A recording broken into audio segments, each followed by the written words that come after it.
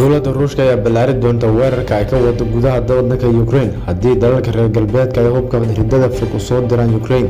Sidaas waxaa sheegay madaxweynaha Ruushka Vladimir Putin.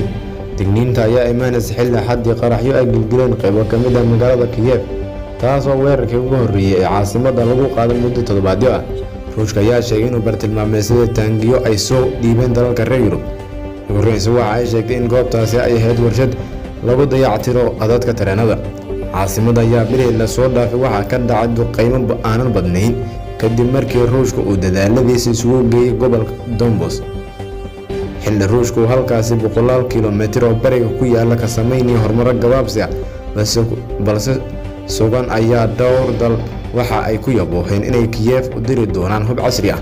dhawaan ayay ahayd markii Mareykanka uu ku dhawaaqay in hanaanka gantaalada ee sare ee HIMARS uu Ukraine u diri doono hubkaas oo ka kooban gantaalo laga hago kuwaas oo garaaci kara bartilmaameed 70 kiiloomitir ka fog meesha ay yaalaan.